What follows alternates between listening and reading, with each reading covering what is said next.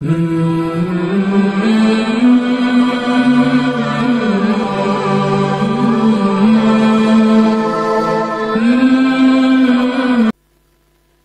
و نصلی علی رسول الکریم اما بعد فاعوذ باللہ من الشیطان الرجیم بسم اللہ الرحمن الرحیم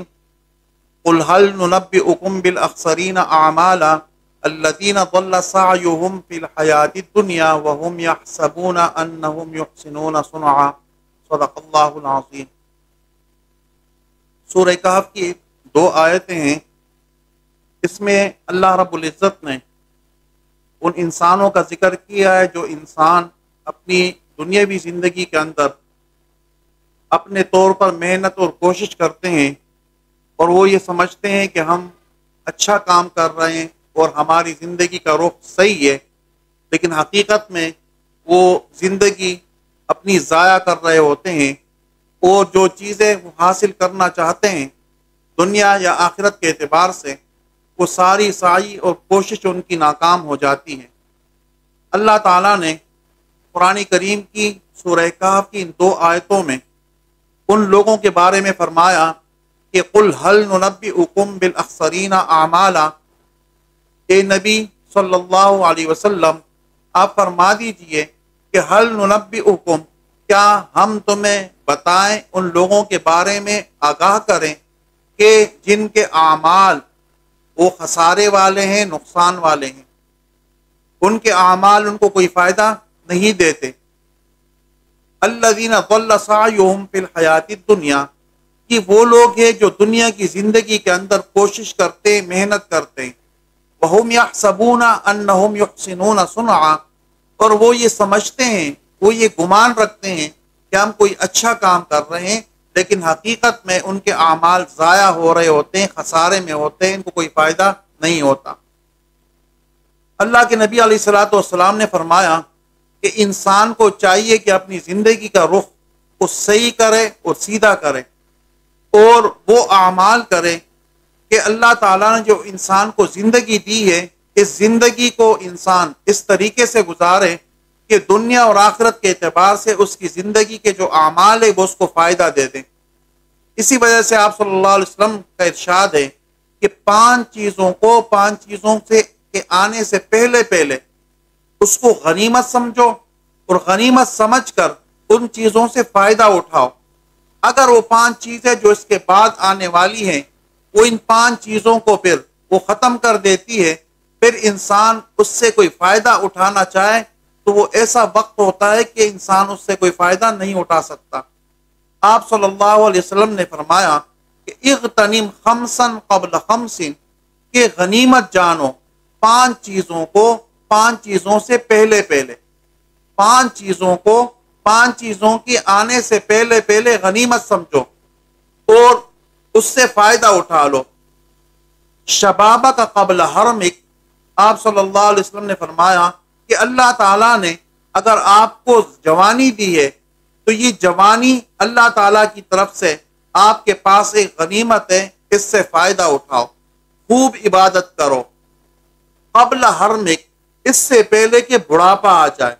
اگر بڑھاپا آ جاتا ہے تو پھر جوانی والی طاقت نہیں رہتی اور جوانی کی طرح انسان پھر وہ عبادات و اعمال نہیں کر سکتا، انسان کمزور ہو جاتا ہے، ضعیف ہو جاتا ہے۔ تو آپ صلی اللہ علیہ وسلم نے فرمایا کہ شبابہ کا قبل حرمک، جوانی کو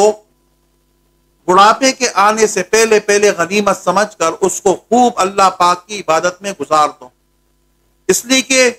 جوانی کی جو عبادت ہوتی ہے یہ اس کی مثال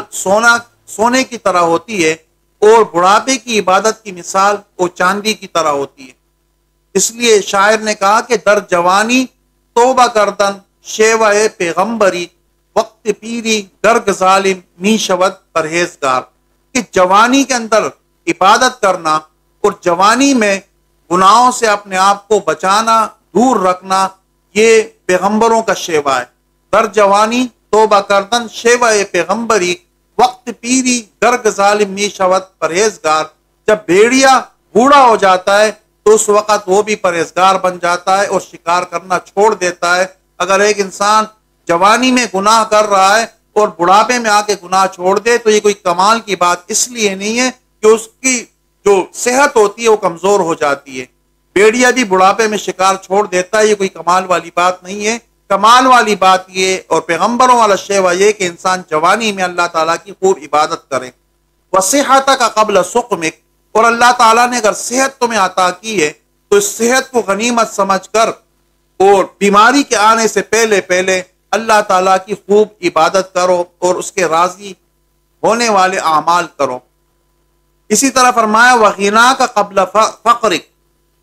اور اللہ تعالیٰ نے اگر آپ کو مال دیا ہوا ہے تو اس مال کے ضائع ہونے سے اور ختم ہونے سے اور فقر کے آنے سے پہلے پہلے اس مال سے اللہ تعالیٰ کے دین کا کام کرو, غریبوں کی مدد کرو اور دین کے کاموں میں اور اچھے کاموں میں اس کو لگاؤ. وفراغک قبل شغلک, اللہ تعالیٰ نے اگر تمہیں فراغت دی ہے, فرصت کے لمحات اور فرصت کے اوقات تمہارے پاس ہیں, تو مشغولیت سے پہلے پہلے ان کو اللہ تعالیٰ کی عبادت میں لگا دو. اور وحیاتک قبل موتک, اللہ تعالیٰ نے زندگی دی ہے, اس زندگی کو جو اللہ تعالیٰ کی طرف سے ایک بہت بڑی انسان کے پاس امانت بھی ہے اور ساتھ میں بہت بڑا سرمایہ بھی ہے, اس زندگی کو غنیمت سمجھو اور موت کے آنے سے پہلے پہلے اس میں جتنے اچھے اعمال کر سکتے ہو کر لو. اس لیے کہ بہت سارے لوگ قبرستان میں وہ اس طرح جو ہے قبروں کے اندر موجود ہیں کہ اگر ان کو یہ کہا جائے کہ تمہیں اگر دوبارہ زندگی مل جائے تم کیا کرو گے, وہ یہی کہیں گے کہ ہم نے بہت وقت ضائع کیا, زندگی ہم نے برباد کی, اور ابھی اگر ہمیں موقع مل جائے تو ہم پوری زندگی اللہ تعالیٰ کی عبادت اور اطاعت کے اندر گزار دیں گے. لیکن میت کے پاس, دنیا سے چلے جانے والے مردوں کے پاس اب زندگی نہیں ہے, ان سے یہ موقع ان کے ہاتھ سے نکل چکا ہے. آج ہمارے پاس زندگی کی صورت میں ہمارے پاس یہ موقع موجود ہے. تو آپ صلی اللہ علیہ وسلم کا ارشاد یہ کہ 5 چیزیں بہت بڑی نعمت ہے اللہ تعالیٰ کی طرف سے. جوانی نعمت ہے, بڑھاپے سے پہلے پہلے اس سے فائدہ اٹھایا جائے. صحت یہ نعمت ہے اور بیماری کے آنے سے پہلے پہلے اس صحت سے فائدہ اٹھایا جائے. اسی طرح غنا کا قبل فقر,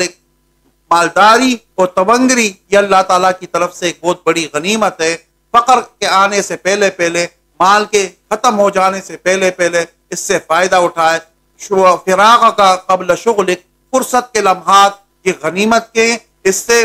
پہلے پہلے کہ انسان کسی اور کام میں مصروف اور مشغول ہو جائے اس فراغت سے فائدہ اٹھائے. وہ حیات کا قبل موت, اور اللہ تعالیٰ نے زندگی دی ہے, اس زندگی سے انسان موت کے آنے سے پہلے پہلے فائدہ اٹھا لے اور خوب عبادت کر لے. اللہ تعالیٰ سے دعا ہے کہ اللہ تعالیٰ ہمیں آپ صلی اللہ علیہ وسلم کے اس فرمان کے مطابق تمام ان چیزوں کو غنیمت سمجھ کر پورا فائدہ اس سے اٹھانے کی توفیق عطا فرمائے. وما علینا الا البلاغ المبین.